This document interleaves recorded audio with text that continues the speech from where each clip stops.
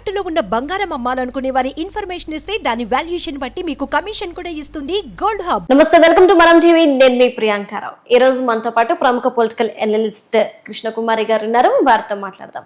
నమస్తే మ్యామ్. నమస్తే మ్యామ్, షర్మిలా గారు ఒక లెటర్ ని రిలీజ్ చేశారంటే ఇటు చంద్రబాబు నాయుడు గారికి సీఎం గా అయినందుకు శుభాకాంక్షలు తెలియజేస్తూ అటు పవన్ కళ్యాణ్ గారికి కూడా విషెస్ చేస్తూ ఒక లెటర్ ని అనేది రిలీజ్ చేశారు. ఇందులో ముఖ్యంగా మనం మాట్లాడుకోవాల్సింది ఏంటి అంటే వైసీపీ కార్యకర్తలపై దాడులు జరుగుతున్నాయి, అలానే వైఎస్ రాజశేఖర రెడ్డి గారి విగ్రహాలు ధ్వంసానికి గురవుతున్నాయి.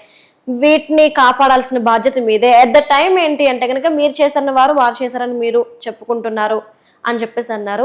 ఇంకొకటి అంటే దీని ప్రకారం మనం చూసుకుంటే ఇక్కడ టీడీపీ వాళ్ళ మీద కూడాను దాడులు జరిగాయి. ఎక్కడ కూడా టీడీపీ కార్యకర్తల మీద జరుగుతున్న దాడుల గురించి ఆవిడ ప్రస్తావించలేదు ఈ లెటర్లో. కేవలం వైఎస్ఆర్సీపీ గురించి, వాళ్ళ నాన్నగారి గురించి మాట్లాడారు. అంటే రానున్న రోజుల్లో షర్మిల కాంగ్రెస్ ని వీడి అన్నతో కలిసి ప్రయాణం చేయనుందా? రాబోయే ఎలక్షన్స్ కి ఇప్పటి నుండే సన్నద్ధమవుతున్నారా? ఇద్దరు కలిసిపోయారా? అసలు ఏంటి? అసలు వాళ్ళిద్దరి మధ్యలో అంత త్వరగా ఆరే మంట అయితే గనక మొన్న అంత జగన్మోహన్ రెడ్డి కోల్పోవటానికి సిద్ధం అవ్వడు. వాళ్ళిద్దరి మధ్యలో గొడవలు అంత ఈజీగా పరిష్కారం అయ్యేవి కాదు, అవ్వవు కూడా. అలాంటప్పుడు కలవాలి అన్న ఉద్దేశం ఆవిడకు ఉంది అంటే మటుకు నేను ఏకీభవించను.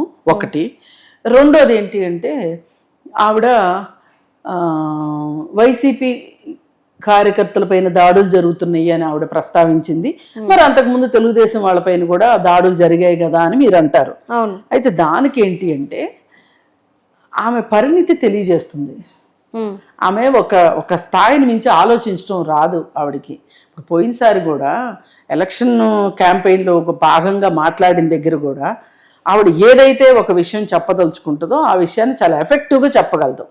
అంతేగాని నేను ఈ ఎఫెక్టివ్గా చెప్పిన విషయం వల్ల నాకు నష్టం ఏంటి, ఎదురువారికి నేనేమన్నా క్లూస్ ఇస్తున్నానా, వాళ్ళకేమన్నా లాభపడుతుందా నేను ఇలా మాట్లాడినందువల్ల అని ఆలోచించగలిగిన పరిణితి లేదు వైఎస్ షర్మిల దగ్గర.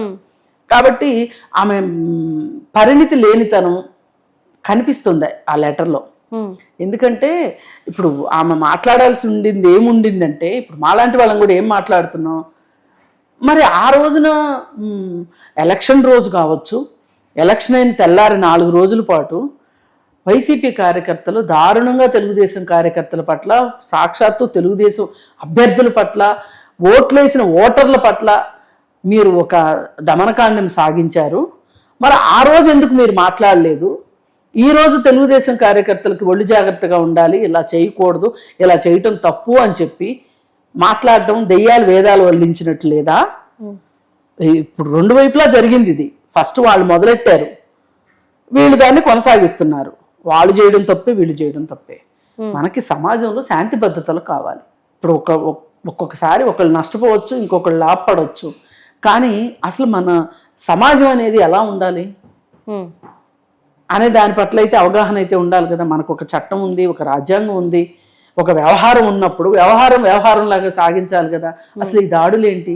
సాక్షాత్తు మీ ఎమ్మెల్యే, వైసీపీ ఎమ్మెల్యే ఆ బాక్స్ని బద్దలు కొడితే పాముందంటాడు ఒకడు, ఇంకొకటి అంటాడు ఇంకొకడు. అసలు మాట్లాడాల్సినోడు మాట్లాడు. పైగా ఆ పిన్నెల్లి రామకృష్ణారెడ్డి వెళ్ళి జగన్మోహన్ రెడ్డిని కలిసినట్టు, నువ్వు ఏమేమి జాగ్రత్తలు తీసుకోవాలి, ఏమేమి చెయ్యాలి అని సాక్షాత్తు జగన్మోహన్ రెడ్డి చెప్పినట్లుగా ఆధారాలు ఉన్నాయి.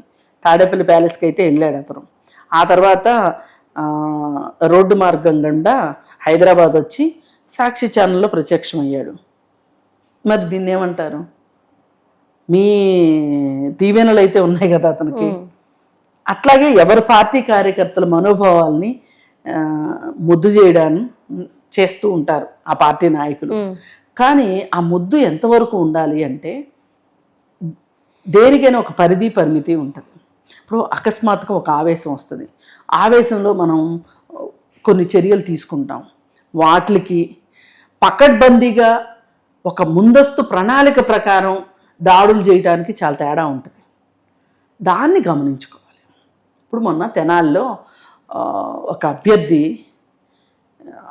ఆయన ఇంకా ఎమ్మెల్యేనే అప్పటికి, ఎమ్మెల్యే లైన్లో ఉన్న ఒక సాధారణ పౌరుడు ఓటరు ప్రశ్నించినందుకు చెంప మీద పెట్టి కొట్టాడు.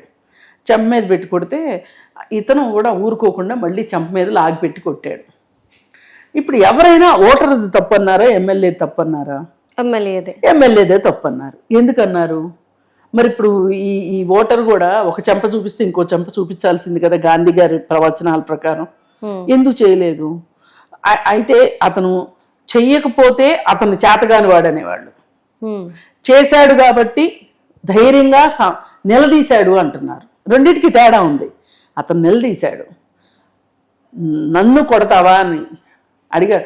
ఆ తర్వాత అతను చాలా దెబ్బలు తినుండొచ్చు, అది వేరే విషయం, ఎందుకంటే అటు మందబలం ఉంటది కాబట్టి. కానీ ప్రాథమికంగా జరిగింది చూస్తే అసలు ఆ ఎమ్మెల్యేకి కదా ఉండాల్సింది, ఆ సమయంలో ఉండాల్సింది ఎమ్మెల్యేకి కదా. నాన్న నేను 4 బూతులు తిరగాలి కదా, అందుకని నేను వెళ్ళి వేసానులే ఓటు, లైన్లో నుంచి ఉంటే కష్టం కదా అని చెప్పుకోవచ్చు, చెప్పే విధానం ఉంటది. కానీ ఆ రోజు వాళ్ళకున్న మత్తు ఏంటి అంటే మళ్ళీ మేమే అధికారంలోకి రాబోతున్నాం, మాకు ఎదురేది అని. అలాంటి వాళ్ళని మనం ప్రశ్నించాలి. అవసరమైతే సందర్భాన్ని బట్టి చేతికి పని చెప్పాల్సి వస్తుంది. ఇంకా చేతికి పని చెప్పాల్సి వస్తుంది అన్నాం కదా అని చెప్పి ప్రతి చోట వెళ్ళి చేతులకే పని చెప్తే చట్టం తన పని తాను చూసుకుంటుంది. ఏది ఏమైనా మళ్ళీ మనం షర్మిల లేఖ గురించి ఆలోచిస్తే షర్మిలకి అవగాహన లేమి ఉన్నది అనేది ఇక్కడ కొట్టొచ్చినట్లు కనిపిస్తుంది. పైగా ఆవిడ ఇంకొక విషయం ప్రస్తావించింది ఏంటంటే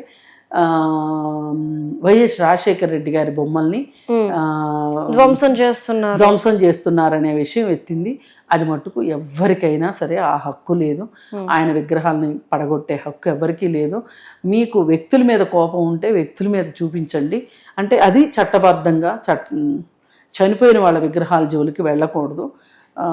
ఏది ఏమైనా అది చాలా తప్పు. కాకపోతే ఇలా జరగడానికి కూడా జగన్మోహన్ రెడ్డి కారణం. జగన్మోహన్ రెడ్డి కనుక సరిగా ఉండున్నట్లయితే కనుక ఇలాంటివి జరిగేవి కాదు. ఆ రోజు ఎలక్షన్ రిజల్ట్ వచ్చిన రోజున 4వ తారీఖున విజయవాడలో కొంతమంది తెలుగుదేశం కార్యకర్తలు వెళ్ళి ఎన్టీఆర్ హెల్త్ యూనివర్సిటీ దగ్గరికి వెళ్ళి వైఎస్ఆర్ హెల్త్ యూనివర్సిటీ లెటర్స్ని కాళ్లతో తన్ని కింద పడేశారు.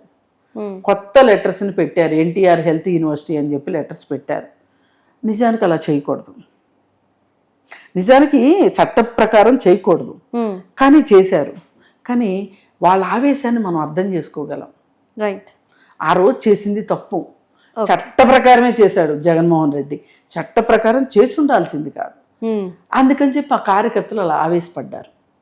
అంటే దీని అర్థం ఏంటి అంటే మనము ఆవేశంగా వెళ్ళడానికి, రెండో వాళ్ళకి ఆవేశం రప్పించడానికి, రెండో వాళ్ళు దేనికంటే దానికి సిద్ధపడడానికి మనం ఏం చేసాము అనేది కూడా ప్రాథమికంగా ఎవరికి వాళ్ళు ఆలోచించుకోవాలి.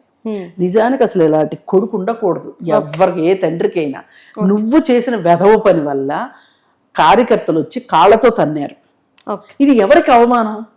ఎవరికి అవమానం? వైఎస్ఆర్కి అవమానమే కదా. మరి కొడుకు అంటే పున్నామ నరకం నుంచి తప్పిస్తాడంటారు. ఇలాంటి కొడుకు ఎవరికైనా కావాల్సింది? ఈ తండ్రి మీద నిజంగా నీకు ప్రేమ ఉన్నట్లయితే గనక నువ్వు ఒక యూనివర్సిటీ కట్టి ఆ యూనివర్సిటీకి వైఎస్ఆర్ పేరు పెట్టుకుని ఉండాల్సింది. ఎన్టీఆర్ పేరు తీసేసి మరి వైఎస్ఆర్ పేరు పెట్టాల్సిన అవసరం ఏంటి? ఇప్పుడు రేపొద్దున ఆ ప్రభుత్వం పోయింది, ఈ ప్రభుత్వం వచ్చింది, వీళ్ళు ఆ జీవో క్యాన్సిల్ చేసేసి ఆయన పేరు అధికారికంగా ప్రకటించారనుకోండి, ఏంటి నీ పరిస్థితి? నువ్వు ఇలా చేయాల్సిన అవసరం ఏంటి అసలు? అంటే శాశ్వతంగా నేనే 30 ఏళ్ళు ఉంటానని నువ్వు అనుకున్నావు కాబట్టి ఇలాంటి వెధవ పనులన్నీ చేసావు. వెధవ పనులన్నీ చేసి నీ వెధవతనానికి ఆ కార్యకర్తల మీద అంత అరాచకాలు చేసినందుకు గాను ఇప్పుడు ఆ కార్యకర్తలు నీ తండ్రి విగ్రహాలని ధ్వంసం చేస్తున్నారు. కానీ మనం దీన్ని సమర్థించం.